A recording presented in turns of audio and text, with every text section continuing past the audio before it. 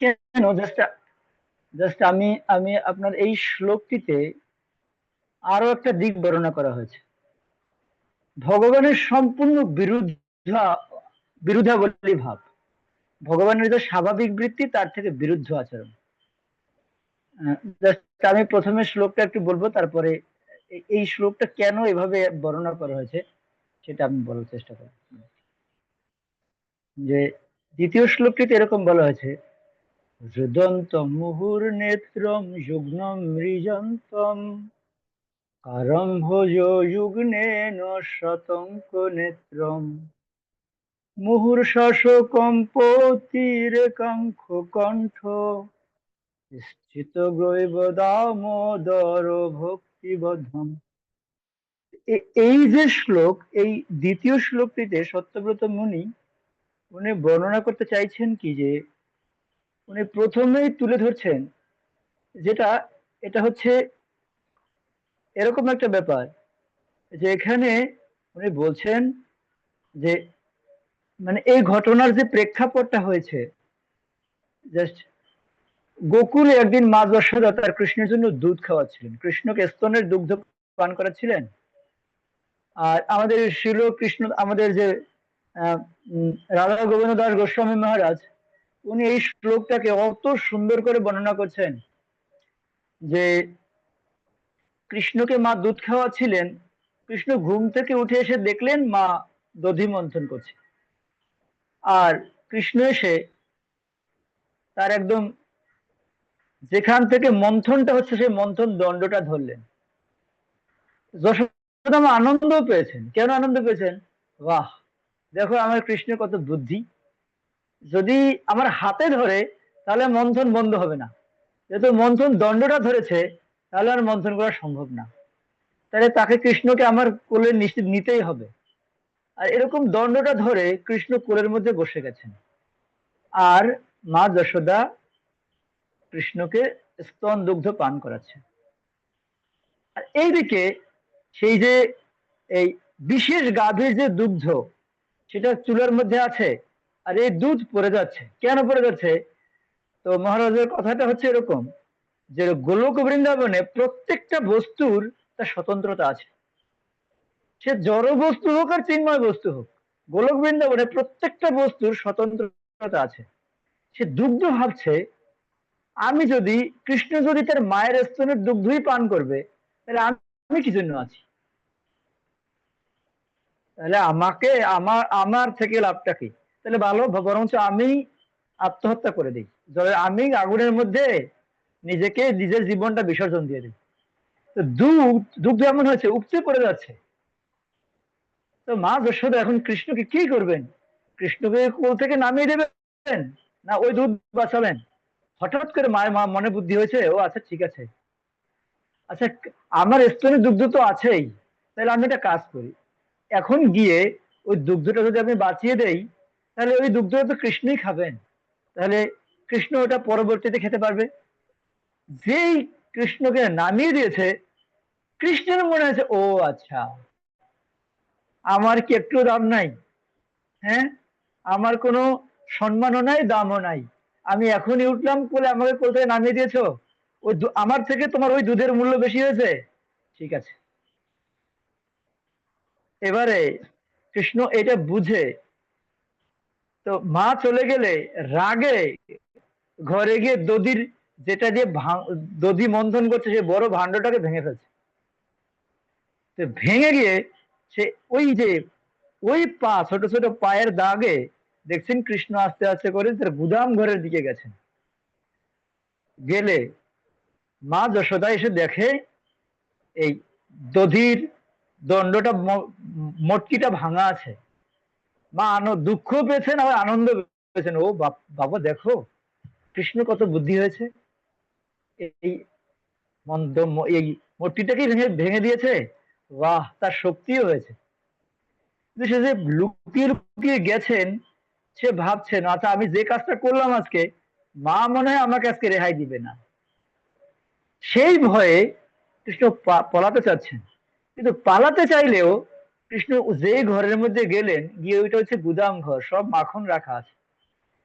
এবারে কৃষ্ণ ওখানে সমস্ত বানর সেনাদেরকে ডেকেছেন, দেখো তোমরা তো রামলীলা আমাকে অনেক সাহায্য করলে, আমি তো ওখানে তোমাদেরকে কিছুই দিতে দিতে পারিনি, তো ঠিক আছে আজকে আমি তোমাদেরকে দিব ওর প্রতিদান। এবারে বানরদেরকে একদম হাতে ধরে ধরে খাওয়াচ্ছেন। মা যশোদা এসে দেখলেন, আরে তুমি খাও খাও, তুমি বানরদেরকে খাওয়াচ্ছ কেন? এটা দেখে মা একদম রাগে একটা লাঠি নিয়ে আসলেন। এই লাঠির বিশেষ বর্ণনা করা আছে, মানে একদম এই এই এই যে পুরো কাহিনীটা বিশেষ অনেক বৃহৎ করে বর্ণনা করা আছে। বিশেষ করে মহারাজ এরকম বর্ণনা,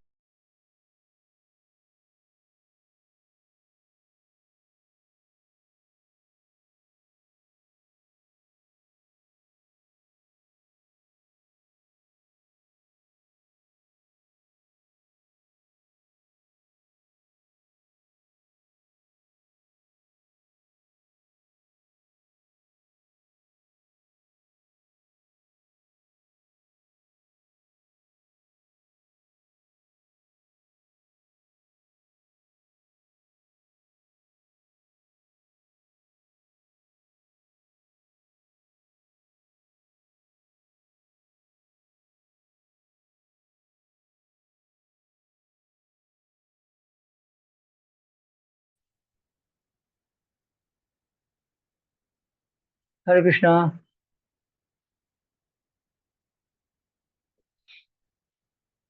হ্যাঁ, এখন শোনা যাচ্ছে সাউন্ড? হ্যাঁ বাবা, শোনা যাচ্ছে। আচ্ছা। তো তো কৃষ্ণ বোঝাচ্ছেন যে আমি এই ব্রহ্মাণ্ডকে দেখাবো কৃষ্ণকে কিভাবে ধরতে হয়। তিনি কৃষ্ণ একদম পুরো বৃন্দাবনে দৌড়াচ্ছেন। মা যশোদা একবার ভাবছেন, আমি তো রানী, আমার কি বাইরে বেরোনো ঠিক হবে? আবার ভাবছে, আমি যদি সন্তানটাকে মানুষ করতে চাই তাহলে আমাকে রানী ভাবলে হবে না, আমাকে তাকে ধরতেই হবে আজকে। হ্যাঁ, কেন? আমি যদি তাকে শাসন না করি তাহলে কে করবে? তো এই ভেবে ভেবে কৃষ্ণ দেখাচ্ছেন, আমি সমস্ত মুনি ঋষি জ্ঞানী জ্ঞানীকে শেখাবো যে কৃষ্ণকে কিভাবে ধরতে হয়। কৃষ্ণ যত স্পিডে দৌড়াবে তাকে ধরতে হলে আরো বেশি স্পিড লাগবে। এখন কৃষ্ণকে ধরেছেন, ধরার পরের যে বর্ণনা সেটাই শ্লোকে বর্ণনা করা হয়েছে। হ্যাঁ, আর এই বর্ণনার মধ্যে আপনারা দেখবেন কৃষ্ণের সম্পূর্ণ বিরোধাভাস দেখা যাচ্ছে, যেটা কৃষ্ণের জন্য না, কিন্তু এই শ্লোকে পুরোটাই কৃষ্ণের জন্য বিরুদ্ধ। কিরকম? রুদন্তম, কৃষ্ণ ক্রন্দনক্রত, কান্না করছেন যিনি, যাকে বলা হয়েছে রুদন্ত। কিরকম কান্না করছেন? মুহু, বারবার বারংবার কান্না করছেন। আর নেত্রম যুগ্মম, তার নেত্রদয়কে এই কি করছেন? মৃজন্ত, মুছছেন, চোখের জল বারবার মুছছেন। নেত্রম, আসলে এখানে ছিল জীব গোস্বামীপাদ বলতে চাইছেন, এই যে নেত্রম, কৃষ্ণের নেত্র হচ্ছে পদ্মের মতো। তাহলে এখন অত সুন্দর পদ্মের মতো নেত্রে আবার কাজল দেওয়া হয়েছে। আপনি এখন যদি দেখবেন বৃন্দাবনে এরকম ছোট ছোট লালি লালাদেরকে ওরা মাখন এই কাজল দিয়ে দেয় চোখে, আর কৃষ্ণ বারবার ভয়ে এই হাত দুটো দিয়ে চোখটাকে বারবার ডলছেন। এতে দেখে, এতে মানে এই এই এই পরিস্থিতি দেখে ছিল জীব গোস্বামী পাদ, উনি বলতে চাইছেন, হায় হায়, কৃষ্ণ যে এভাবে করছেন, এতে কৃষ্ণের চোখটা দেখো কত কষ্ট হচ্ছে। হুম। আর সত্যব্রত মনে বলছেন, উনি বলতে চাইছেন, আরে তুমি থামো থামো, এরকম করতে হবে না তোমাকে, এই চোখটা কষ্ট পাচ্ছে। এখন মুহুর্মুহু করছেন, এই জন্য বলছেন নেত্রম যুগ্মম, এই নেত্র যুগলকে বারবার উনি ডলছেন কেন? মৃজন্ত, মুছছেন, চোখ দিয়ে জল পড়ছেন, আর সেই জলটা বারবার মুছছেন। আরে, যিনি এই অনন্ত কোটি ব্রহ্মাণ্ডের মালিক, সে কান্না করছে, তাহলে এটা কিভাবে হয়? আর কর অম্ভজ যুগ্নেন, কর মানে হাত, অম্ভজ দুই করকমল দ্বারা কি করছেন? এই অম্ভজ মানে চোখকে বলা হয়, চোখ। এই কর হাত দিয়ে অম্ভজদ্বয়কে যুগ্নেন বারবার ঘষছেন। হম আর সা আতঙ্ক নেত্রম, সাথে সাথে তিনি ভয় পাচ্ছেন। কেন? সা মানে স্বয়ং কৃষ্ণ, আতঙ্ক মানে আতঙ্কিত হচ্ছেন। আর এটা দেখে ভীত নয় দৃষ্টিতে মায়ের দিকে যখনই তাকাচ্ছেন, বারবার চোখ দিয়ে এরকম অশ্রু নির্গত হচ্ছে।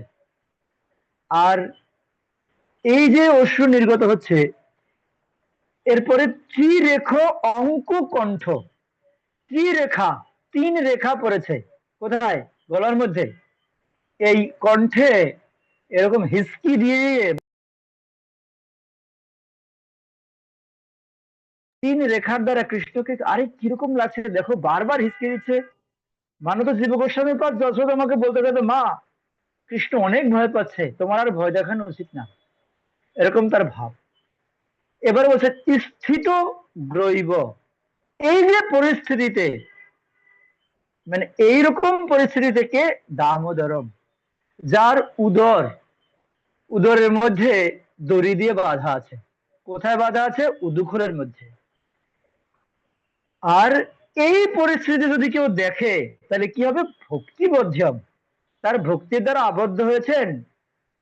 এক হচ্ছে ভক্তির দ্বারা আবদ্ধ হয়েছেন ভগবান, আর এটা দেখলে তার কারো ভক্তি বাড়বে। সেই জন্য এখানে বলা হয়েছে ভক্তির বর্জন। তো এখন আমার প্রশ্ন হচ্ছে, আপনারা চিন্তা করে দেখুন যে কৃষ্ণ হচ্ছে অনন্ত কোটি ব্রহ্মাণ্ডের মালিক, কিন্তু সেই ব্রহ্মাণ্ডের মালিক রুদন্তম, ক্রন্দন করছে।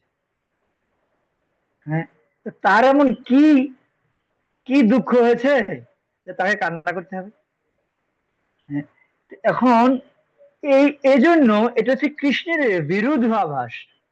কৃষ্ণের যে স্বাভাবিক বৃত্তি, সেটা তার মধ্যে যায় না। কৃষ্ণ কান্না করবে, তাহলে সে হচ্ছে ভগবান, তাহলে কি করে হয়?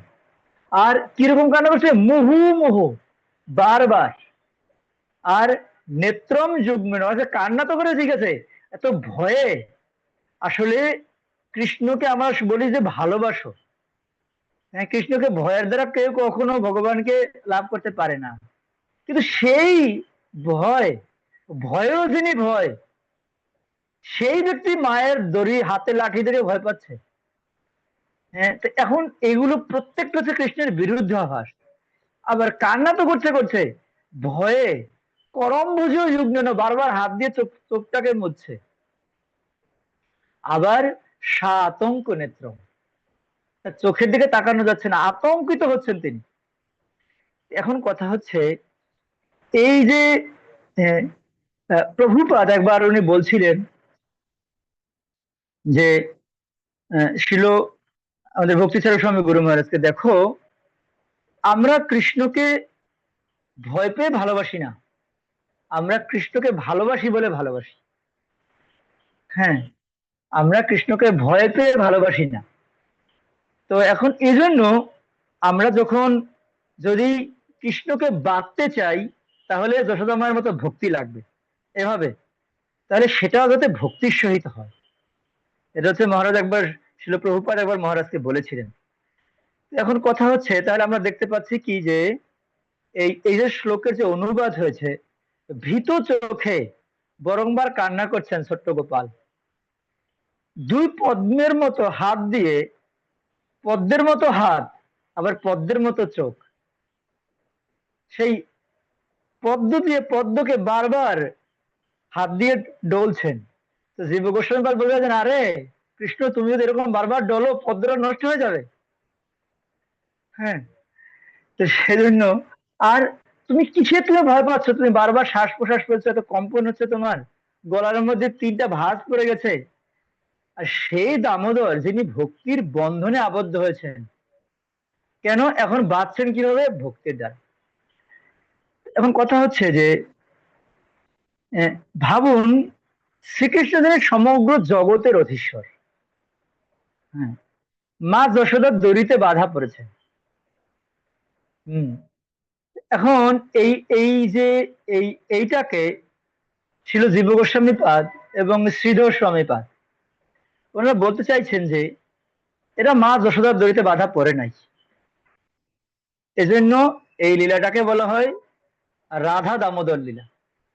এটা যশোদা দামোদর লীলা না, কেননা এটা রাধারানীর সীতার দ্বারা কৃষ্ণ বন্ধনযুক্ত হয়েছিলেন। ঠিক আছে।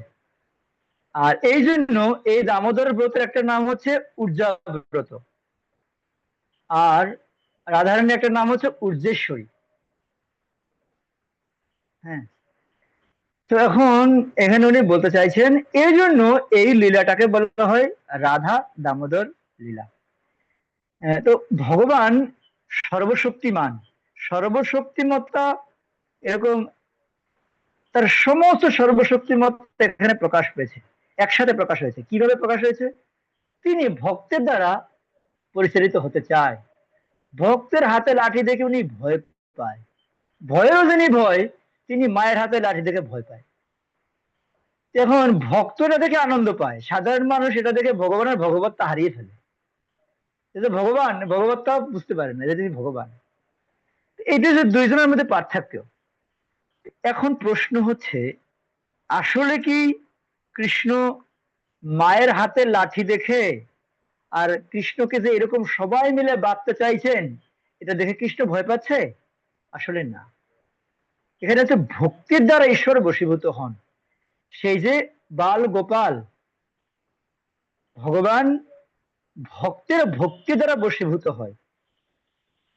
এই শ্লোকের শেষ শব্দ হচ্ছে ভক্তির বদ্ধম। এর গভীর অর্থ হলো ভগবানকে কেউ শক্তি, জ্ঞান, তপস্যা বা সম্পদ দিয়ে বেঁধে রাখতে পারে না। তাকে কেবল ভক্তি বা প্রেম দিয়ে বাঁধা যায়। ঠিক আছে।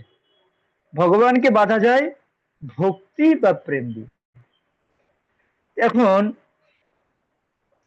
কথা হচ্ছে ভক্তি দুই ভাবে করা যায়। ঠিক আছে। ভজ রথ থেকে এসেছে ভক্তি। একটা ভক্তি হচ্ছে ইন্দ্রিয় দিয়ে করা যায়, যেমন ঋষিকেশ ঋষিকেশ সেবনম ভক্তির উচ্চতে। হ্যাঁ। তার থেকেও ভগবান সন্তুষ্ট হন কখন? যখন কেউ চিত্ত দিয়ে ভগবানের সেবা করে। বুঝতে পারছেন? আচ্ছা, জড় বস্তু দিয়ে কি ভগবানকে সেবা করা যায়? আপনি যদি জিহ্বা দিয়ে নাম করে কি ভগবানকে সন্তুষ্ট করতে পারবেন কখনো? জিহ্বা তো জড় বস্তু। তো জড় বস্তু দিয়ে কিছু নাম উচ্চারণ করো, তাতে কি হবে? তাতে ভগবান কি সন্তুষ্ট হবেন? তাহলে এখন ভগবানকে সন্তুষ্ট করতে হলে করতে হবে চিত্ত দিয়ে বা হৃদয় দিয়ে। যদি কেউ করে তাহলে শিল প্রভুপাদ বলতে চাইছেন, the lord can be bound only by the rope of love. ভগবান ভালোবাসার দড়ি দ্বারা বন্ধন যুক্ত হন। হ্যাঁ। নট আর অন্য কোনো জড় বস্তু দিয়ে না।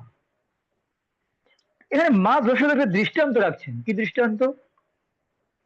উনি রাখছেন যে মা যশোদা তার সন্তানকে শাসন করেছেন, তাই গুরুর কর্তব্য শিষ্যকে শাসন করা, বা অধীনস্থের কর্তব্য, পিতামাতার কর্তব্য সন্তানকে শাসন করা, শিক্ষকের কর্তব্য ছাত্রদেরকে শাসন করা, আর যিনি অধীনস্থ আছেন তার কর্তব্য তার অধীনে যিনি আছেন তাকে শাসন করা।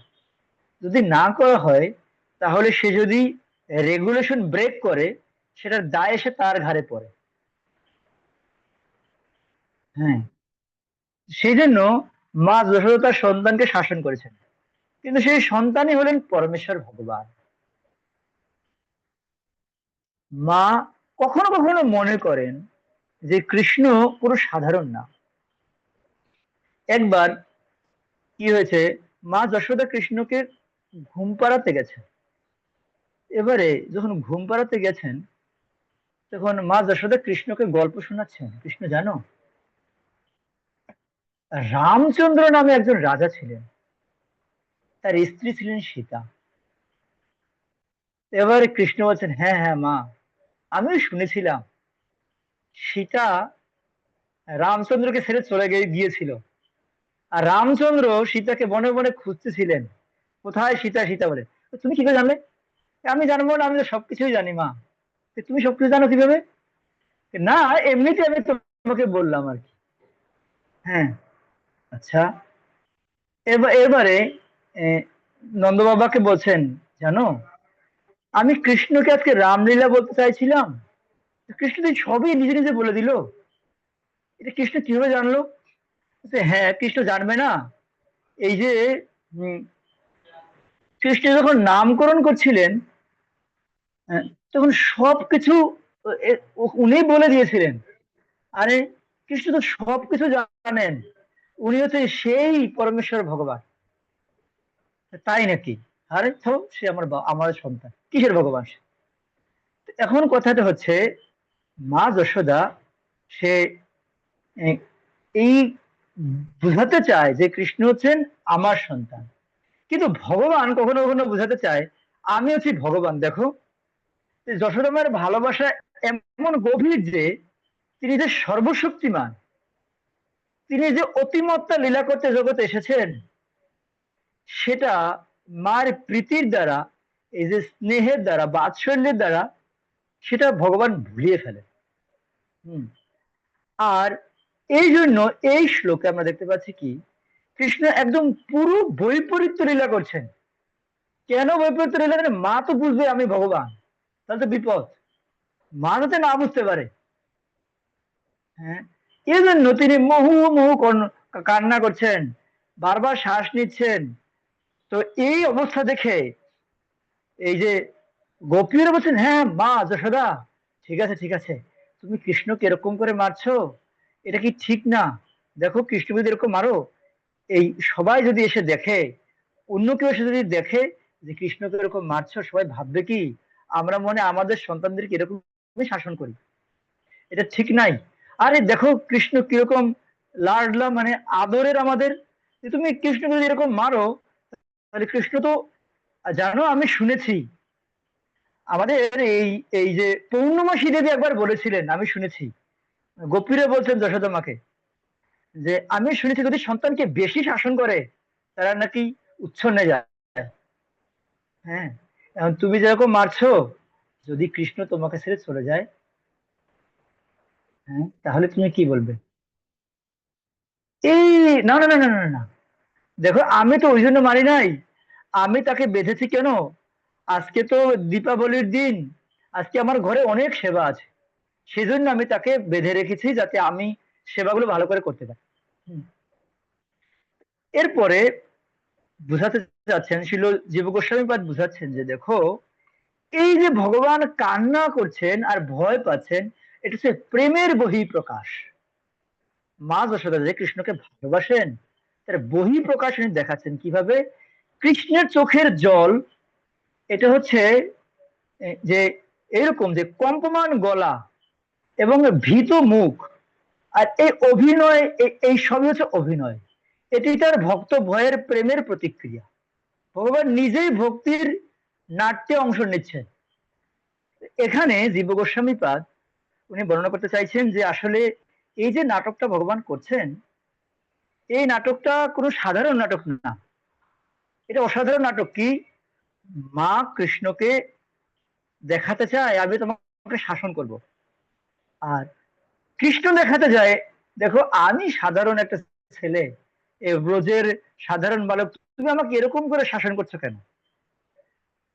আচ্ছা, এইটা কেন দুইজনের মধ্যে প্রতিযোগিতা চলছে, যে তুমি আমাকে এরকম দেখিয়ে পারবে না, তো সেজন্য তুমি আমাকে এরকম দেখিও না। আর কৃষ্ণ, যশোদা মা বুঝতে চাচ্ছেন দেখো, আমি তোমাকে এটা করছি এই জন্য যে না, তো আমি যদি তোমাকে শাসন না করি, তাহলে হয়তো তুমি এমন দুষ্টু হয়ে যাবে, আহ আর আমি তোমাকে সামলাতেই পারবো না। তাই আমার কর্তব্য হচ্ছে তোমাকে এরকম শাসন করা। হুম। তাই আমি তোমাকে এরকম শাসন করছি। আর এই জন্য শাসন করছি যে দেখো, আহ, আমি শুনেছি যে যদি শাসন না করা হয়, তাহলে সন্তান, সন্তানের যে যে খারাপ কাজ, এগুলো দায় নিতে হয় বাবা মাকে। আমি এটা শুনেছি, তাই আমি তোমাকে শাসন করছি। এই শ্লোকে ছিল জীব গোস্বামী পাদ উনি বলছেন যে এই যে দড়ি দিয়ে বাঁধলেন, এই দড়িটাকে বলা হচ্ছে ভক্তির সূত্র। দড়িটা হচ্ছে ভক্তির সূত্র, আর যশোদা হচ্ছে শুদ্ধ ভক্তি। বুঝতে পারছেন? যশোদার শুদ্ধ ভক্তি আর ভক্তির সূত্র হচ্ছে দড়ি। আর দুগ্ধ, যে দুগ্ধের কথা আমরা বললাম, দুধ যে পড়ে যাচ্ছিল, সেই যে হচ্ছে দুগ্ধ হচ্ছে ভক্তির ভালোবাসা। আর কৃষ্ণ যে বারবার কান্না করছেন অশ্রু, সেটা হচ্ছে ভক্তের করুণা এবং সমর্পণ। মানে তিনি ভক্তকে বোঝাচ্ছেন যে আমি তোমার ভয়ে বশীভূত, তুমি আমাকে যেভাবে চালাবে আমি চলতে চাই। হ্যাঁ। আর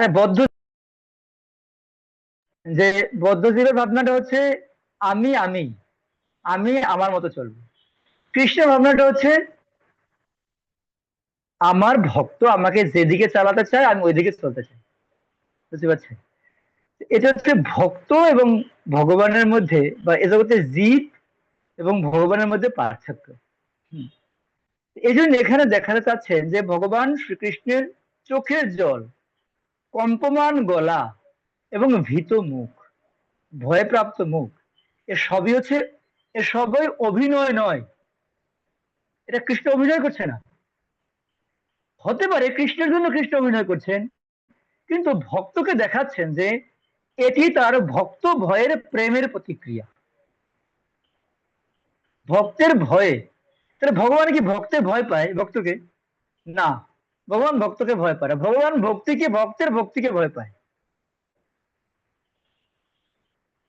ভগবান ভক্তের যে ভক্তি, সে ভক্তিকে ভগবান ভয় পায়। এখন কেন এই ভক্তি দিয়ে, এই ভক্তির উপর রজ্জু দিয়ে ভগবানকে বেঁধে ফেলতে পারে? তো বেঁধে ফেললে তো সে তখন ভগবান যা বলবে তাই, মানে ওই ভক্ত যা বলবে তাই, ভগবানের কথা কোনো দাম থাকবে না তখন। এখন আমরা দেখতে পাচ্ছি কি, এই এই যে এখানে শিক্ষা আমরা পাই, যে কি শিক্ষা? ভক্তি ছাড়া কিছুই ভগবানকে বাঁচতে পারে না। ভক্তি ছাড়া কিছুই ভগবানকে বাঁধতে পারে না। অত লক্ষ লক্ষ গাভীর দড়ি ভগবানকে বাঁধতে পারলো না, ভক্তের ভক্তিরূপ দড়ি দিয়ে ভগবানকে বেঁধে ফেললো। হ্যাঁ। আচ্ছা, ভক্তি মানে হচ্ছে ভক্তের আন্তরিক ও ভালোবাসা। এখন ভক্তের ভক্তি মানে হচ্ছে ভক্তের আন্তরিক ও ভালোবাসা। এজন্য গুরুদেবের যা নির্দেশনা ভক্ত পালন করে, সেটা আন্তরিকভাবে এবং ভালোবাসার সহিত পালন করা কর্তব্য। আমি যে সেবা করতে যাই, এরকম না আমার বহু বহু সেবা বাকি আছে, এখন এইটার আমি অর্ধেক করলাম বাকি, ওইটা অর্ধেক করলাম কোনো মতে, ওইটা অর্ধেক করলাম কোনো মতে, দায় সারা সেরে আসলাম, আমার অনেক সেবা। হ্যাঁ।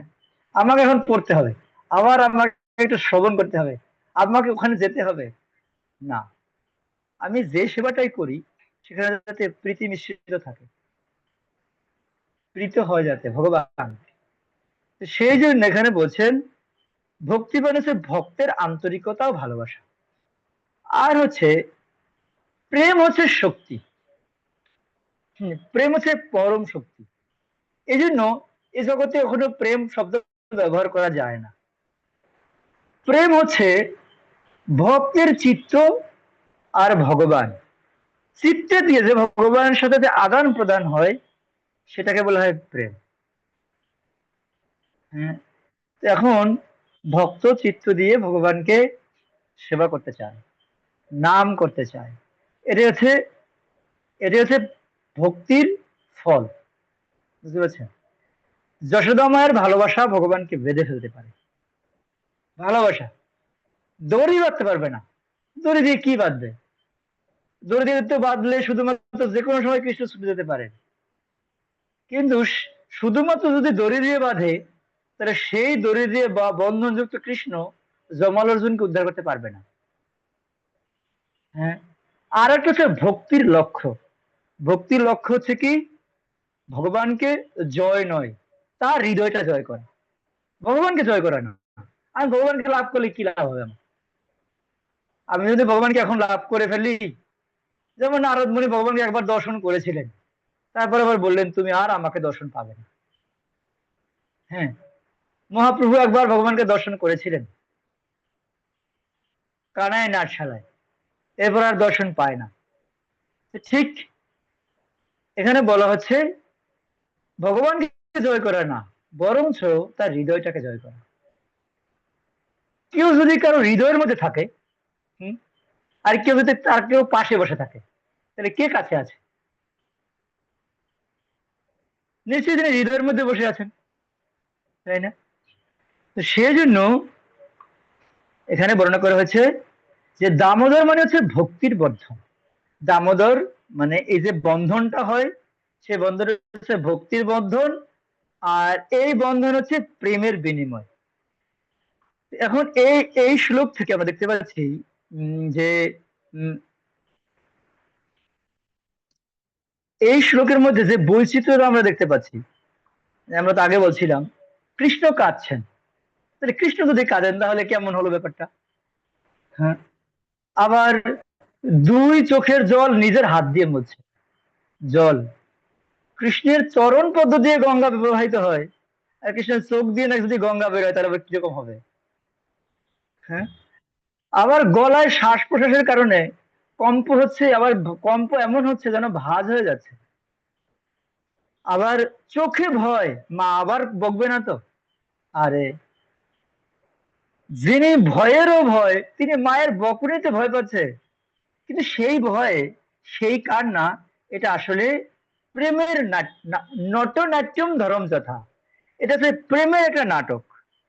এমন দৃশ্য দেখলে, এবার জীব গোস্বামী পাদ বলছেন, এমন দৃশ্য দেখলে কি মনে হতে পারে? কি মনে হতে পারে? এটা কি সাধারণ কোনো গীতিনাট্য হচ্ছে, না কৃষ্ণ ভয়ে এরকম কম্পন হয়ে কান্না করছেন? তাহলে এখানে দর্শনীয় শিক্ষাটা কি আছে, আমরা কি শিক্ষা পেতে পারি এখান থেকে? হ্যাঁ, এখান থেকে আমরা শিক্ষা পেতে পারি এরকম, ভক্তি ভগবানের আসল শক্তি। যেমন ভগবান অসীম, কিন্তু তিনি সীমিত হয়ে যান ভক্তির প্রেমের দ্বারা। ভক্তির যে প্রেম, তার দ্বারা তিনি সীমিত হয়ে যান। তিনি অনরণিয়ান, অনেক বড়, তাকে কেউ বাঁচতে পারে না, কিন্তু ভক্তি হচ্ছে ভগবানকে বেঁধে ফেলতে পারে। যশোদা মার প্রেমই তাকে বেঁধে ফেলেছিল, এজন্য এটাকে বলা হচ্ছে ভক্তির বন্ধন। আর কি দর্শনীয় দিক আছে? প্রেমই হচ্ছে পরম সত্য। এই লীলা দেখায় ভগবানকে জয় করার একমাত্র উপায় হচ্ছে প্রেম। না তপস্যা, ন ধনম, ন বিদ্যা, শুধু আন্তরিক ভক্তি। তপস্যা করে আর ধন দিয়ে, না বিদ্যা দিয়ে ভগবানকে লাভ করা যায় না। যশোদা মা কৃষ্ণকে ধরেছিলেন, ধরতে পারছিলেন না, বহু বরংবার চেষ্টা করে ধরেছিলেন, ধরে টানতে টানতে আর দেখাবো তোমাকে মজা আছে। কৃষ্ণ চাইলে কোনো ব্যাপার ছুটে যাওয়া? হ্যাঁ, না। কেন? তো শিল জীব গোস্বামী পাদ বলতে চাইছেন, বলরাম এসে দেখলেন কি কৃষ্ণ দড়িতে বাধা আছে। তো বলরাম এসে জিজ্ঞাসা করেন, কৃষ্ণ তুমি দড়িতে বাধা পড়েছো, কে করেছে এমনটা? তো জীব গোস্বামী পাদ দেখা যাচ্ছেন কৃষ্ণ কান্নার ছলে হাত দিয়ে দেখাচ্ছেন ঘরের ভিতরে, মানে মা যশোদা করেছে, তুমি আর বেশি কথা বলো না। আর এই ওই তো ভাবটা সে বুঝতে না পেরে বলরাম চিৎকার করছে, হ্যাঁ, যেই হোক, সে যশোদাই হোক আর রোহিণী হোক, আর সে অনন্ত শেষই হোক আর যেই হোক, এই আর এই ব্রজের যত ঋষি মুনি ধ্যানী জ্ঞানী হোক আর পূর্ণমাসী দেবী হোক, সে কি জানে কাকে বেঁধেছে? যশোদামা আবার ঘর থেকে নামছে। কেন? জানলে কি হবে? জানলে আর পারতো না, সে তো স্বয়ং ভগবান। আর তুমি কে? আমি হচ্ছি স্বয়ং ভগবানের ভাই বলরাম। আমার বলের তুমি জানো আমার কিরকম বল? ও আচ্ছা, ঠিক আছে, আমি বুঝতে পেরেছি। ঠিক, যদি এটা শক্তির বড়াই হতো, তাহলে কিন্তু এই যশোদামা এত এত দৃঢ়ভাবে কথা বলতে পারতেন না। যেহেতু ভক্তির বড়াই এখানে চলছে, ভক্তির বল, সেখানে যশোদামা কোনো ভয় নাই। বুঝতে পারছেন? তো সেই জন্য এখানে বলছেন যে প্রেমই হচ্ছে আসল সত্য, পরম সত্য। এই লীলায় দেখা যায় যে ভগবানকে জয় করার একমাত্র উপায় হচ্ছে প্রেম। তপস্যায় না, না তপস্যা ভগবান স্বীকার করেছিলেন যে আমি তোমার ঘরে আসবো, কিন্তু বন্ধন যুক্ত করবেন সেটা তো কথা ছিল না। হম আসতে পারে ভগবান, কিন্তু বাঁচতে হলে তো কৃষ্ণকে এরকম লাগবে। তো সেই জন্য এখানে হচ্ছে আন্তরিক ভক্তি। আর আর কি আমরা দর্শনীয় শিক্ষা পাই কি, ভগবান আমাদের আবেগটা বুঝেন, এমন না তিনি আমাদের আবেগ বুঝেন না। যেমন কৃষ্ণ মায়ের আবেগে মিষ্টি শিশুর মতো কান্না করছেন, কৃষ্ণ মায়ের আবেগ দেখে কৃষ্ণ কান্না করছেন, তেমনি তিনি ভক্তদের আবেগ ভালোবাসা অনুভব করেন। হ্যাঁ, ভক্ত যখন ভগবানকে ভালোবাসে তখন ভগবান ওটা অনুভব করেন, ভগবানের প্রীতিবর্ধন করে, ও আচ্ছা আমার ভক্ত আমাকে দেখো ভালোবেসেছে, এটা ভগবানকে আনন্দিত করে। তাহলে এখন কথা হচ্ছে আমরা কি প্রয়োগ করতে পারি লীলা থেকে আমাদের জীবনে, প্র্যাকটিক্যাল অ্যাপ্লিকেশন কি হতে পারে। একটা হচ্ছে এই দামোদর মাসে প্রদীপ দান মানে হচ্ছে, প্রদীপ আমরা যে দান করি মানে হচ্ছে আমাদের হৃদয়কেও প্রদীপের মতো জ্বালানো, আমাদের হৃদয়টাকেও প্রদীপের মতো জ্বালানো, যাতে তা ভক্তির আলোয় ভগবানের হৃদয় পর্যন্ত ছুঁয়ে যেতে পারে।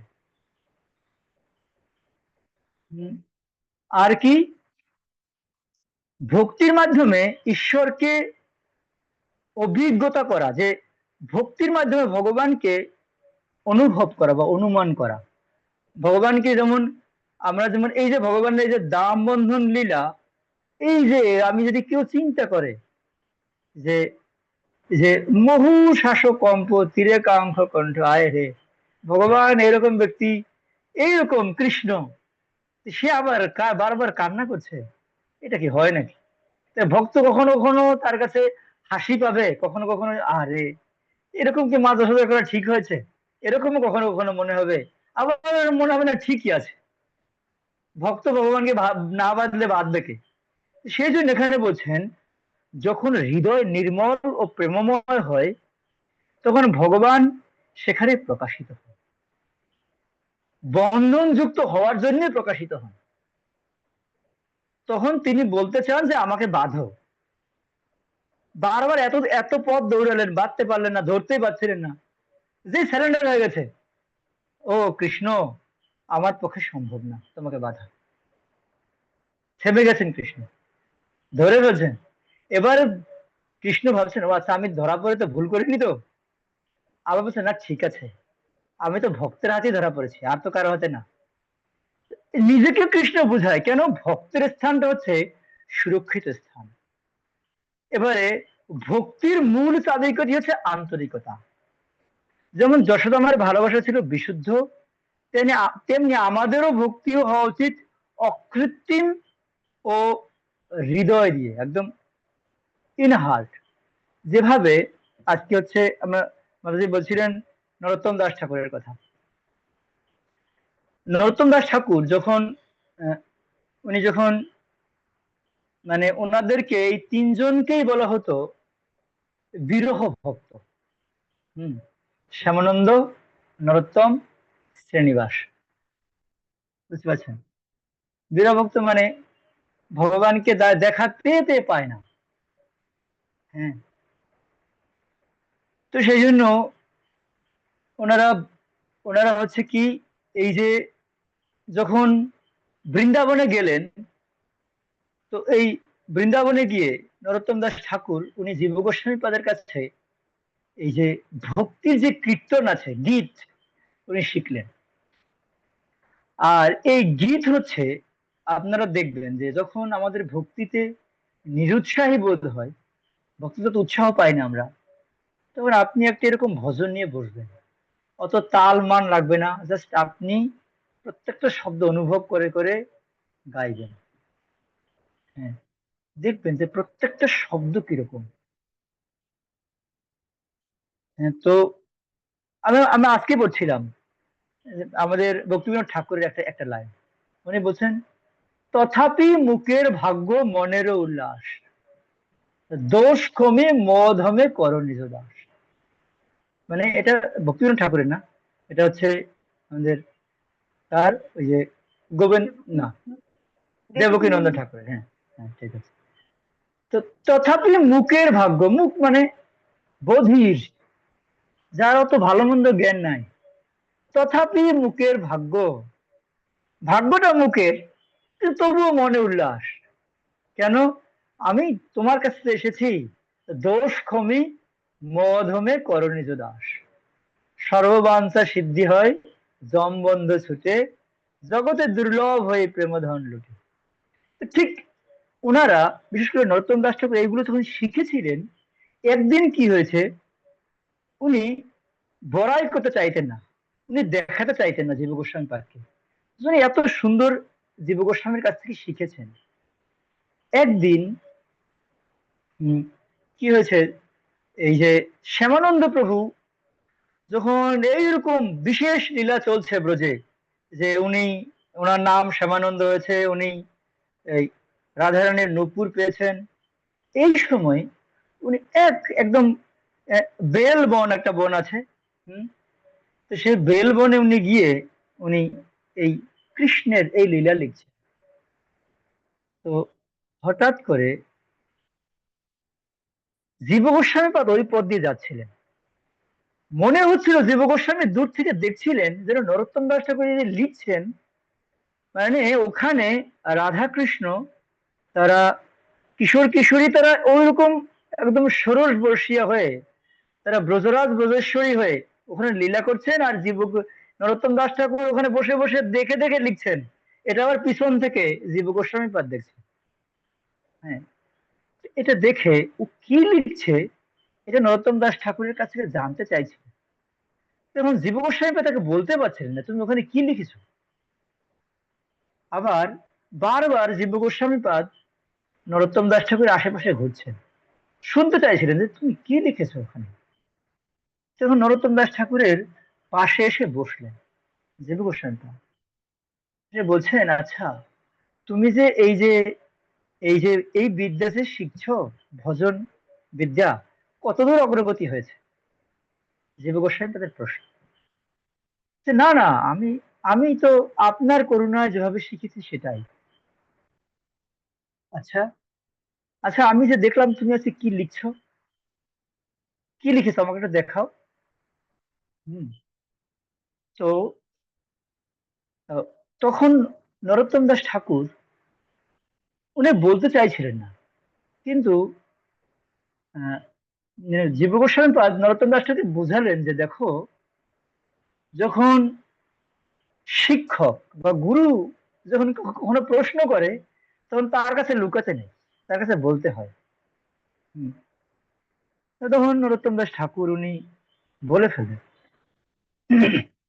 যে আমি আজকে আমার খুব মনে হচ্ছিল যে এই যে বৃন্দাবন, এটা হচ্ছে একটা বন, আর এটা হচ্ছে সম্পূর্ণটা গাঁও, একদম গ্রাম। আর এখানে যেহেতু এটা হচ্ছে একটা পদ্মের মতো, আর কৃষ্ণ যখন লীলা করেন, সে পদ্মটা কখনো কখনো সংকুচিত হয়ে যায়, কখনো কখনো প্রসারিত হয়ে যায়। তো এই যে কৃষ্ণ যে লীলা করছিলেন, আর বরংবার তিনি বংশীধ্বনি করতেন, রাধারানীর মনটা কিরকম ব্যাকুল হয়ে যেত, উনি আসতে চাইতেন, কিন্তু উনি আসতে পারতেন না। কেন পারতেন না? যে এই যে গুরুজনার যে ভয়, কি যে দেখে ফেলবে, আবার সাথে বলরাম আছে, কি ভাববে, এটা আমাকে বারবার ব্যথিত করতে, আমি আর স্থির থাকতে পারছিলাম না। সেই জন্য আমি বেলবনে চলে গেলাম। হ্যাঁ। তো আমি ওখানে গিয়ে একটু অনুভব করতে চাইলাম যে কি করতেন, তাদের মনোভাবটা কিরকম হতো। সেই জন্য ওই মনোভাব নিয়ে উনি একটা ভজন লিখছেন ওইখানে। হুম।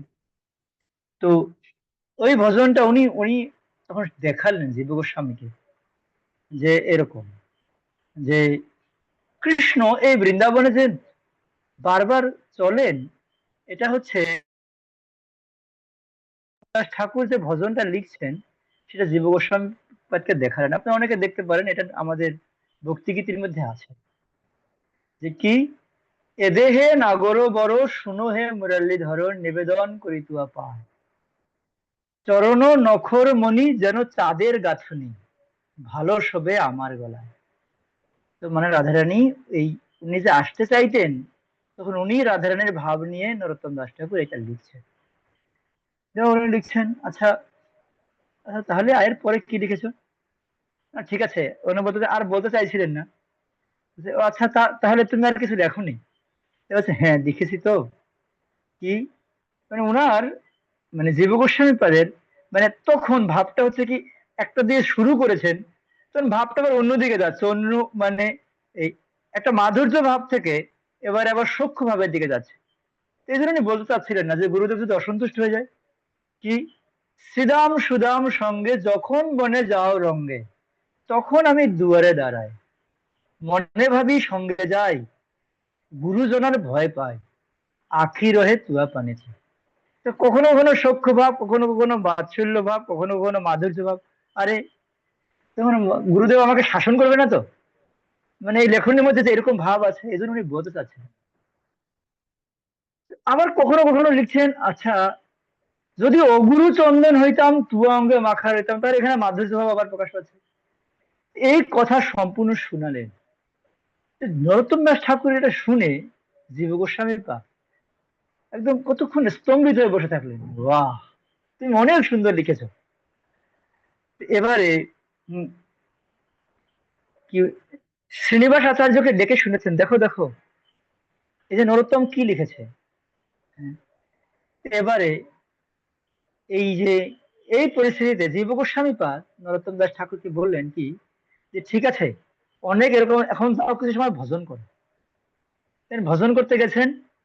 হ্যাঁ, তো ভজন করে ওনার ভাবটা ছিল রঘুনাথ দাস গোস্বামীর মতো, আমি কেন বৃন্দাবনে আবার কোন একটা কুটির নিয়ে ভজন করবো?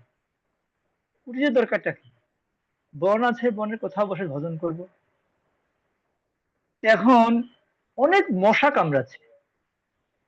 এখন শিবজি মহারাজ এসে এই ওনার এই ডমরু বাজিয়ে বাজিয়ে মশাগুলোকে তাড়াচ্ছে, এই ভাগো এখান থেকে। হ্যাঁ, তো এখন এটা হচ্ছে পরিস্থিতি। এরপর যখন নরোত্তম দাস ঠাকুর আবার এখানে চলে আসলেন, এই যে খেতড়ি নামক গ্রামে, তো খেতুড়িতে নরোত্তম দাস ঠাকুর উনি আসলে, উনি এখানে এসে এই মন্দিরগুলোকে তৈরি আবার প্রতিষ্ঠিত করলেন।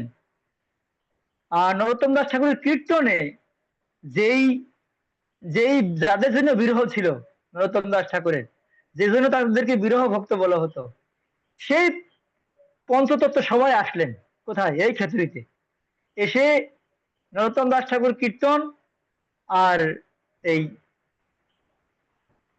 পঞ্চ- পঞ্চতত্ত্ব নৃত্য, মহাপ্রভু নৃত্য করছেন, নিত্যানন্দ প্রভু নৃত্য করছেন, আর এই সেই নৃত্য হচ্ছে। আর এখানে ওনারাই সবকিছু করছেন। তো এই এখানে পরিস্থিতিতে সবাই এটা শুনলেন যে আরে মহাপ্রভু লীলা সম্পাদন করে চলে গেছেন, তারপর আবার আসলেন নরোত্তমের কাছে, তাহলে আমাদের যাওয়া উচিত নরোত্তমকে দেখতে। অনেক ব্রজবাসীরা আসতেন নরোত্তমকে দেখতে। কোথায়? এই খেতুড়িতে। একবার একদিন তো রান্না করলেন ভগবানের জন্য, এখন ভক্ত চলে এসেছেন, এখন কি করবেন? তাদেরকে সমাদরটা করবেন কিভাবে? এবারে রাধুনী জিজ্ঞাসা করছে নরোত্তম দাস ঠাকুরকে, ঠাকুর মশাই এখন তো ভক্ত এসে গেছে, এখন ভক্ত সেবা হবে না ভগবান সেবা হবে? তাহলে এখন নরোত্তম দাস ঠাকুর বলছে, ঠিক আছে তুমি ভক্ত সেবা দিয়ে দাও। এখন ভক্ত সেবা দিল না দিয়ে, ভগবানকে না দিয়ে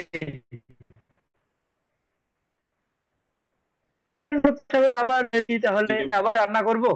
তো হ্যাঁ, সে ভগবানকে বলতে হবে না? এবার নরোত্তম দাস ঠাকুর মুর্ছা গেলেন। ভগবান বলেন, তুমি তো ভজন লিখছো, তোমার হৃদয় সদা গোবিন্দ বিশ্রাম, তা তুমি তোমার কথা কি ধুয়ে যাবে না তাহলে? তাহলে তুমি ভক্তদের খাওয়ালে, তাহলে যদি ভগবানের ভক্তের হৃদয়ে যদি গোবিন্দ বিশ্রাম করে, তাহলে ভগবানের খাওয়া হবে না?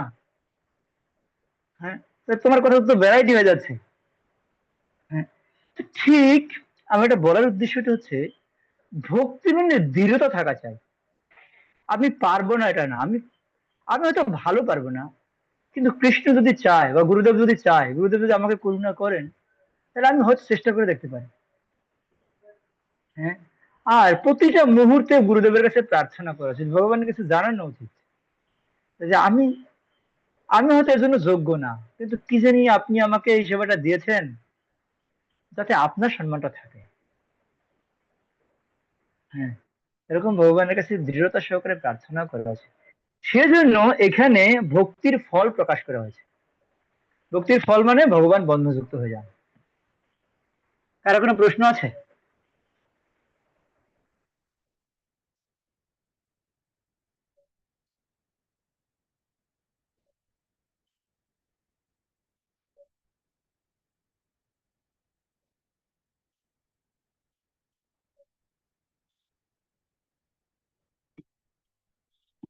ঠিক আছে।